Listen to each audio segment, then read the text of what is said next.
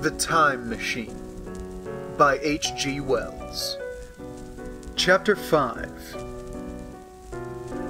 As I stood there musing over this too perfect triumph of man, the full moon, yellow and gibbous, came up out of an overflow of silver light in the northeast.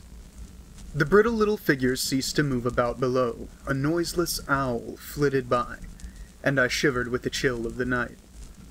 I determined to descend and find where I could sleep. I looked for the building I knew. Then my eye traveled along to the figure of the white sphinx upon the pedestal of bronze, growing distinct as the light of the rising moon grew brighter. I could see the silver birch against it. There was the tangle of rhododendron bushes, black in the pale light, and there was the little lawn. I looked at the lawn again. A queer doubt chilled my complacency.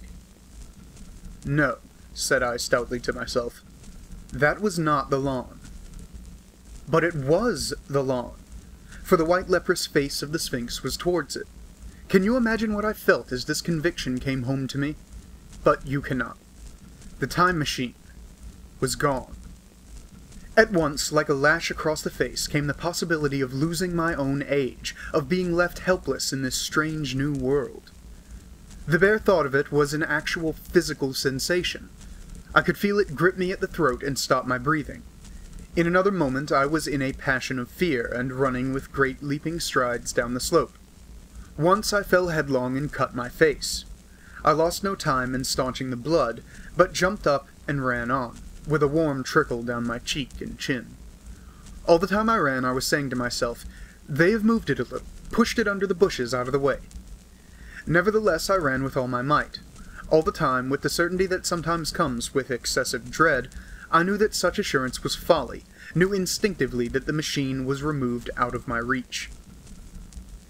My breath came with pain. I suppose I covered the whole distance from the hill crest to the little lawn, 2 miles perhaps, in 10 minutes. And I am not a young man. I cursed aloud as I ran, at my confident folly in leaving the machine, wasting good breath thereby. I cried aloud, and none answered. Not a creature seemed to be stirring in that moonlit world. When I reached the lawn my worst fears were realized. Not a trace of the thing was to be seen. I felt faint and cold when I faced the empty space among the black tangle of bushes. I ran round it furiously, as if the thing might be hidden in a corner, and then stopped abruptly, with my hands clutching my hair. Above me towered the Sphinx, upon the bronze pedestal, white, shining, leprous, in the light of the rising moon. It seemed to smile in mockery of my dismay. I might have consoled myself by imagining the little people had put the mechanism in some shelter for me, had I not felt assured of their physical and intellectual inadequacy. That is what dismayed me, the sense of some hitherto unsuspected power, through whose intervention my invention had vanished. Yet for one thing I felt assured. Unless some other age had produced its exact duplicate, the machine could not have moved in time. The attachment of the levers, I will show you the method later, prevented anyone from tampering with it in that way when they were removed. It had moved, and was hid, only in space. But then, where could it be? I think I must have had a kind of frenzy. I remember running violently in and out among the moonlit bushes all round the Sphinx, and startling some white animal that, in the dim light, I took for a small deer. I remember, too, late that night, beating the bushes with my clenched fist until my knuckles were gashed and bleeding from the broken twigs. Then, sobbing and raving in my anguish of mind, I went down to the great building of stone. The big hall was dark, silent, and deserted.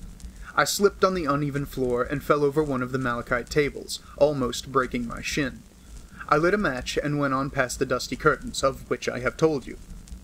There I found a second great hall, covered with cushions, upon which perhaps a score or so of the little people were sleeping.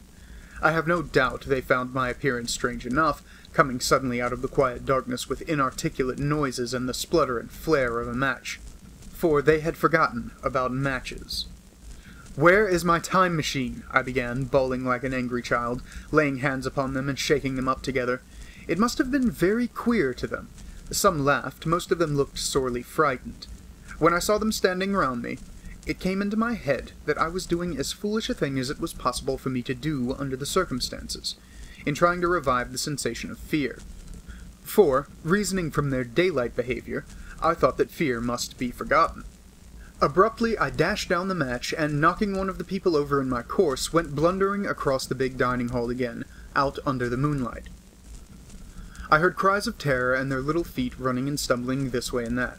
I do not remember all I did as the moon crept up the sky. I suppose it was the unexpected nature of my loss that maddened me. I felt hopelessly cut off from my own kind, a strange animal in an unknown world. I must have raved to and fro, screaming and crying upon God and fate.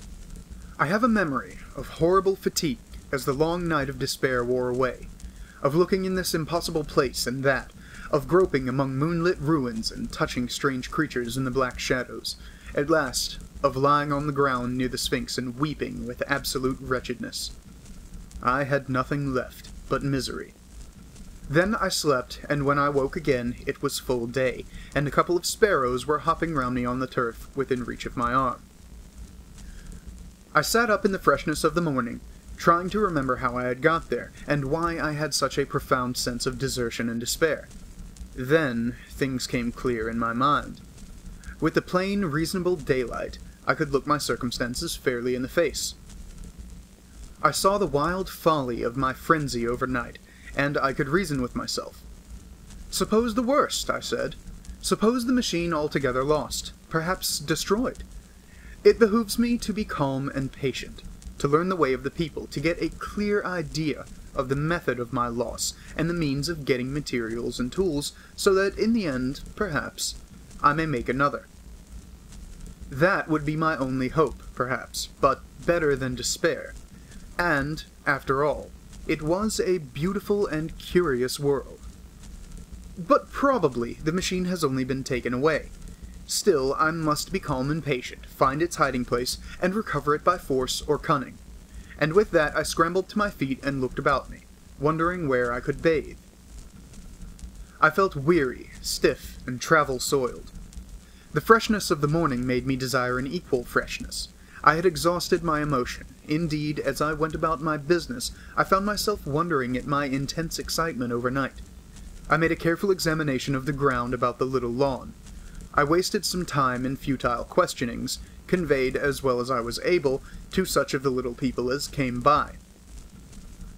They all failed to understand my gestures. Some were simply stolid, some thought it was a jest and laughed at me. I had the hardest task in the world to keep my hands off their pretty, laughing faces. It was a foolish impulse, but the devil begotten of fear and blind anger was ill-curbed and still eager to take advantage of my perplexity. The turf gave better counsel. I found a groove ripped in it, about midway between the pedestal of the Sphinx and the marks of my feet, where, on arrival, I had struggled with the overturned machine. There were other signs of removal about, with queer narrow footprints like those I could imagine made by a sloth. This directed my closer attention to the pedestal. It was, as I think I have said, of bronze. It was not a mere block, but highly decorated with deep-framed panels on either side. I went and rapped at these. The pedestal was hollow. Examining the panels with care, I found them discontinuous with the frames.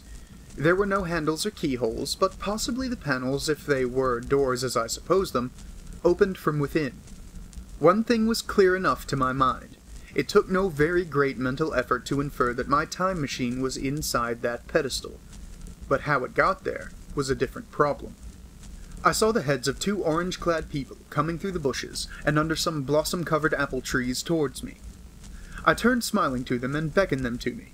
They came, and then, pointing to the bronze pedestal, I tried to intimate my wish to open it. But at my first gesture towards this, they behaved very oddly. I don't know how to convey their expression to you.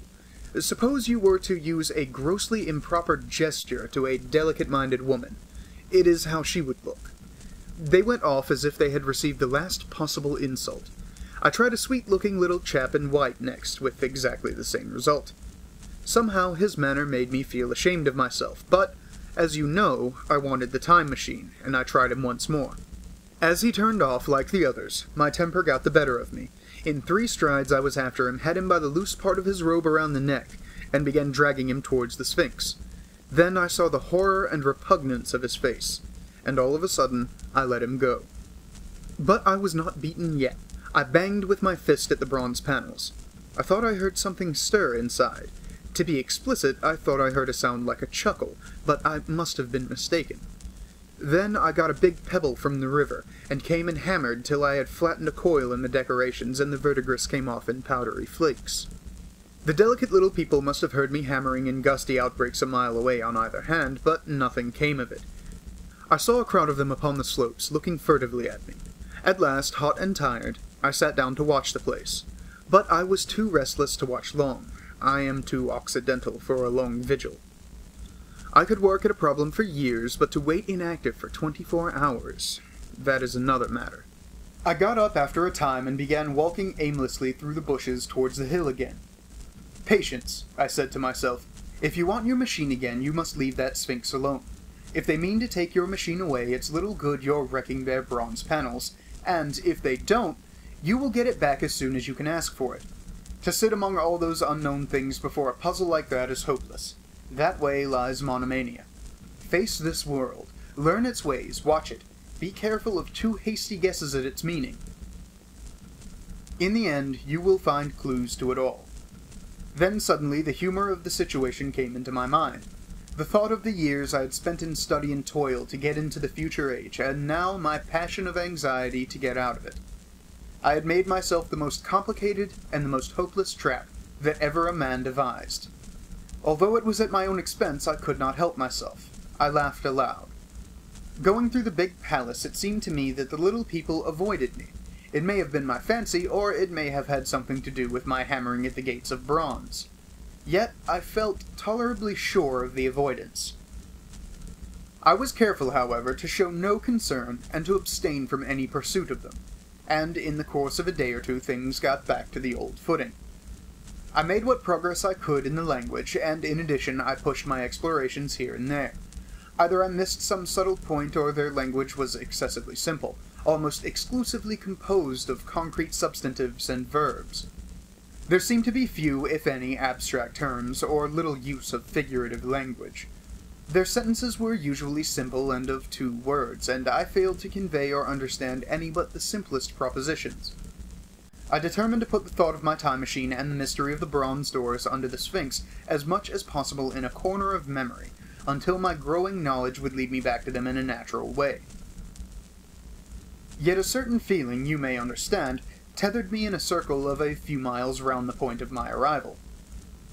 So far as I could see, all the world displayed the same exuberant richness as the Thames Valley. From every hill I climbed I saw the same abundance of splendid buildings, endlessly varied in material and style, the same clustering thickets of evergreens, the same blossom-laden trees and tree ferns. Here and there water shone like silver, and beyond the land rose into blue undulating hills, and so faded into the serenity of the sky. A peculiar feature which presently attracted my attention was the presence of certain circular wells, several, as it seemed to me, of a very great depth. One lay by the path up the hill, which I had followed during my first walk. Like the others, it was rimmed with bronze, curiously wrought, and protected by a little cupola from the rain. Sitting by the side of these wells, and peering down into the shafted darkness, I could see no gleam of water, nor could I start any reflection with a lighted match. But in all of them I heard a certain sound. A thud, thud, thud, like the beating of some big engine, and I discovered, from the flaring of my matches, that a steady current of air set down the shafts. Further, I threw a scrap of paper into the throat of one, and instead of fluttering down, it was at once sucked swiftly out of sight. After a time, too, I came to connect these wells with tall towers standing here and there upon the slopes, for above them there was often just such a flicker in the air as one sees on a hot day above a sun-scorched beach. Putting things together, I reached a strong suggestion of an extensive system of subterranean ventilation, whose true import it was difficult to imagine. I was at first inclined to associate it with the sanitary apparatus of these people. It was an obvious conclusion, but it was absolutely wrong. And here I must admit that I learned very little of drains and bells and modes of conveyance and the like conveniences during my time in this real future. In some of these visions of utopias and coming times which I have read, there is a vast amount of detail about building and social arrangements and so forth. But while such details are easy enough to obtain when the whole world is contained in one's imagination, They are altogether inaccessible to a real traveler amid such realities as I found there. Conceive the tale of London which a Negro fresh from Central Africa would take back to his tribe. What would he know of railway companies, of social movements, of telephone and telegraph wires, of the parcels delivery company, and postal orders and the like? Yet we, at least, should be willing enough to explain these things to him. And even of what he knew, how much could he make his untraveled friend either apprehend or believe? Then, think how narrow the gap between a Negro and a white man of our own times, and how wide the interval between myself and these of the Golden Age. I was sensible of much which was unseen, and which contributed to my comfort, but save for a general impression of automatic organization, I fear I can convey very little of the difference to your mind. In the matter of sepulture, for instance, I could see no signs of crematoria nor anything suggestive of tombs, but it occurred to me that, possibly, there might be cemeteries or crematoria somewhere beyond the range of my explorings. This, again, was a question I deliberately put to myself, and my curiosity was at first entirely defeated upon the point. The thing puzzled me, and I was led to make a further remark which puzzled me still more. That aged and infirm among this people, there were none. I must confess that my satisfaction with my first theories of automatic civilization and a decadent humanity did not long endure. Yet I could think of no other. Let me put my difficulties. The several big palaces I had explored were mere living places, great dining halls and sleeping apartments. I could find no machinery, no appliances of any kind. Yet these people were clothed in pleasant fabrics that must at times need renewal, and their sandals, though undecorated, were fairly complex specimens of metalwork. Somehow such things must be made, and the little people displayed no vestige of a creative tendency. There were no shops, no workshops, no sign of importations among them. They spent all their time in playing gently, in bathing in the river, in making love in a half-playful fashion, in eating fruit and sleeping. I could not see how things were kept going. Then again, about the time machine. Something, I knew not what, had taken it into the hollow pedestal of the White Sphinx. Why? For the life of me, I could not imagine. Those waterless wells, too, those flickering pillars. I felt I lacked a clue. I felt... how shall I put it? Suppose you found an inscription with sentences here and there in excellent plain English, and interpolated therewith others made up of words, of letters even, absolutely unknown to you. Well, on the third day of my visit, that was how the world of 802,701 presented itself to me. That day, too, I made a friend, of a sort. It happened that as I was watching some of the little people bathing in a shallow, one of them was seized with cramp and began drifting downstream. The main current ran rather swiftly, but not too strongly for even a moderate swimmer. It will give you an idea, therefore, of the strange deficiency in these creatures when I tell you that none made the slightest attempt to rescue the weakly crying little thing which was drowning before their eyes. When I realized this, I hurriedly slipped off my clothes, and wading in at a point lower down, I caught the poor mite and drew her safe to land. A little rubbing of the limbs soon brought her round, and I had the satisfaction of seeing she was all right before I left her. I had got to such a low estimate of her kind that I did not expect any gratitude from her. In that, however, I was wrong. This happened in the morning. In the afternoon I met my little woman, as I believe it was, as I was returning towards my center from an exploration, and she received me with cries of delight and presented me with a big garland of flowers, evidently made for me, and me alone. The thing took my imagination. Very possibly I had been feeling desolate. At any rate, I did my best to display my appreciation of the gift. We were soon seated together in a little stone arbor, engaged in conversation, chiefly of smiles. The creature's friendliness attracted me exactly as a child's might have done. We passed each other flowers, and she kissed my hands. I did the same to hers. Then I tried talk, and found that her name was Weena, which, though I don't know what it meant, somehow seemed appropriate enough. That was the beginning of a queer friendship which lasted a week, and ended, as I will tell you. She was exactly like a child. She wanted to be with me always. She tried to follow me everywhere, and on my next journey out and about, it went to my heart to tire her down, and leave her at last, exhausted and calling after me rather plaintively. But the problems of the world had to be mastered. I had not, I said to myself, come into the future to carry on a miniature flirtation. Yet her distress when I left her was very great. Her expostulations at departing were sometimes frantic, and I think, altogether, I had as much trouble as comfort from her devotion. Nevertheless, she was, somehow, a very great comfort. I thought it was mere childish affection that made her cling to me. Until it was too late, I did not clearly know what I had inflicted upon her when I left her, nor until it was too late did I clearly understand what she was to me. For, by merely seeming fond of me, and showing in her weak, futile way that she cared for me, the little doll of a creature presently gave my return to the neighborhood of the White Sphinx almost the feeling of coming home, and I would watch for her tiny figure of white and gold so soon as I came over the hill. It was from her, too, that I learned that fear had not yet left the world. She was fearless enough in the daylight, and she had the oddest confidence in me, for once, in a foolish moment, I made threatening grimaces at her, and she simply laughed at them. But she dreaded the dark, dreaded shadows, dreaded black things. Darkness to her was the one thing dreadful. It was a singularly passionate emotion, and it set me thinking and observing.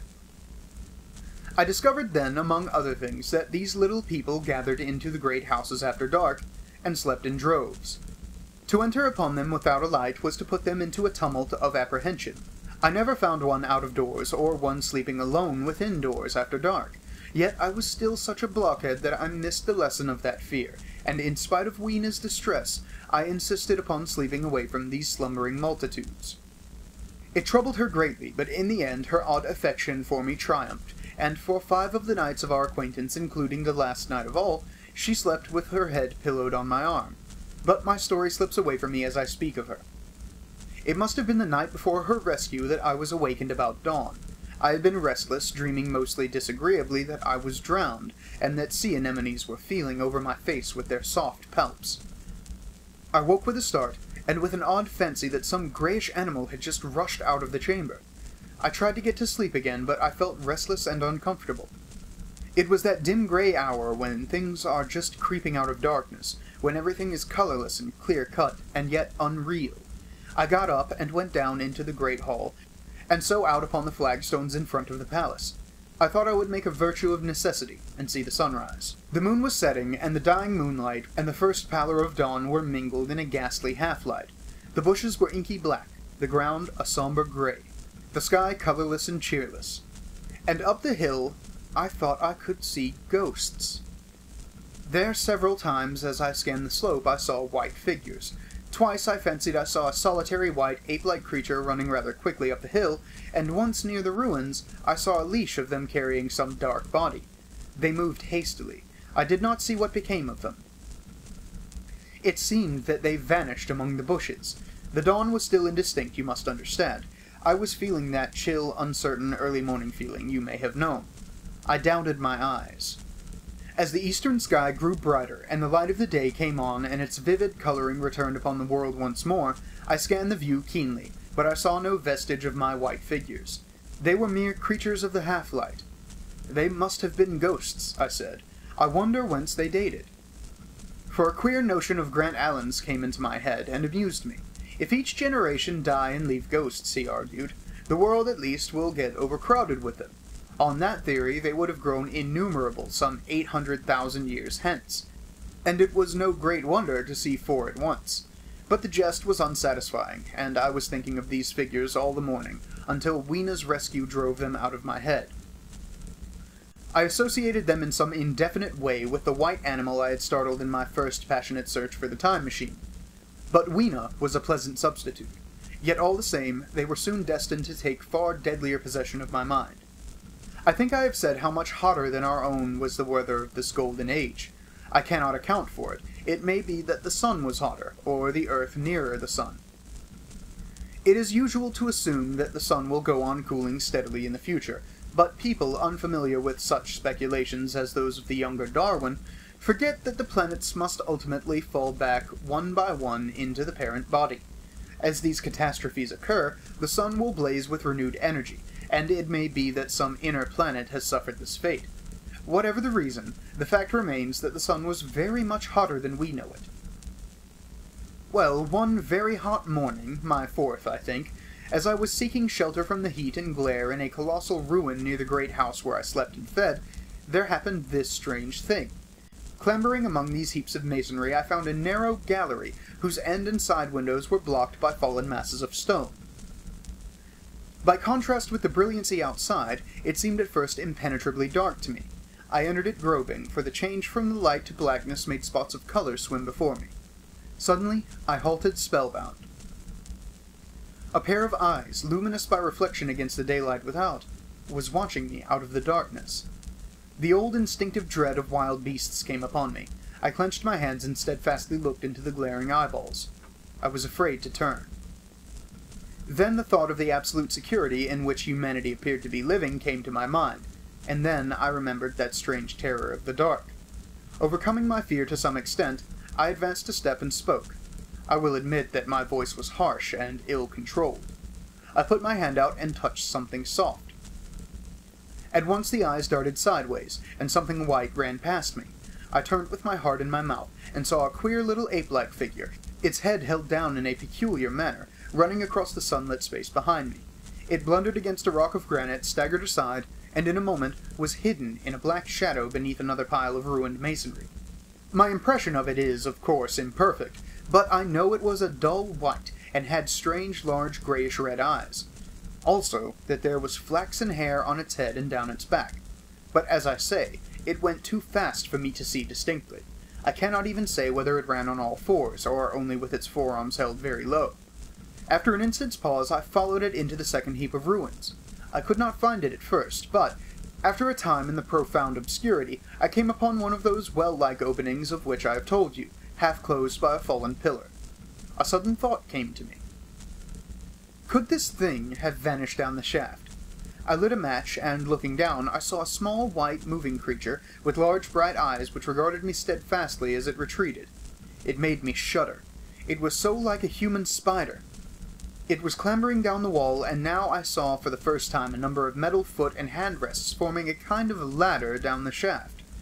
Then the light burned my fingers and fell out of my hand, going out as it dropped, and when I had lit another, the little monster had disappeared. I do not know how long I sat peering down that well. It was not for some time that I could succeed in persuading myself that the thing I had seen was human, but gradually the truth dawned on me, that man had not remained one species, but had differentiated into two distinct animals, that my graceful children of the upper world were not the sole descendants of our generation, but that this bleached, obscene, nocturnal thing, which had flashed before me, was also heir to all the ages. I thought of the flickering pillars and of my theory of an underground ventilation. I began to suspect their true import. And what, I wondered, was this lemur doing in my scheme of a perfectly balanced organization? How was it related to the indolent serenity of the beautiful upper-worlders? And what was hidden down there, at the foot of that shaft? I sat upon the edge of the well, telling myself that, at any rate, there was nothing to fear, and that I must descend for the solution of my difficulties. And withal, I was absolutely afraid to go. As I hesitated, two of the beautiful upper-world people came running in their amorous sport across the daylight in the shadow. The male pursued the female, flinging flowers at her as he ran. They seemed distressed to find me, my arm against the overturned pillar, peering down the well. Apparently it was considered bad form to remark these apertures, for when I pointed them to this one, and tried to frame a question about it in their tongue, they were still more visibly distressed and turned away. But they were interested by my matches, and I struck some to amuse them. I tried them again about the well, and again I failed, so presently I left them, meaning to go back to Weena and see what I could get from her. But my mind was already in revolution. My guesses and impressions were slipping and sliding to a new adjustment. I had now a clue to the import of these wells, to the ventilating towers, to the mystery of the ghosts, to say nothing of a hint at the meaning of the bronze plates, and the fate of the time machine. And very vaguely there came a suggestion towards the solution of the economic problem that had puzzled me. Here was the new view. Plainly, this second species of man was subterranean. There were three circumstances in particular which made me think that its rare emergence above ground was the outcome of a long-continued underground habit. In the first place, there was the bleached look common in most animals that live largely in the dark, the white fish of the Kentucky caves, for instance. Then, those large eyes, with that capacity for reflecting light, are common features of nocturnal things, witness the owl and the cat. And last of all, that evident confusion in the sunshine, that hasty yet fumbling awkward flight towards dark shadow, and that peculiar carriage of the head while in the light, all reinforce the theory of an extreme sensitiveness of the retina. Beneath my feet, then, the earth must be tunneled enormously, and these tunnelings were the habitat of the new race.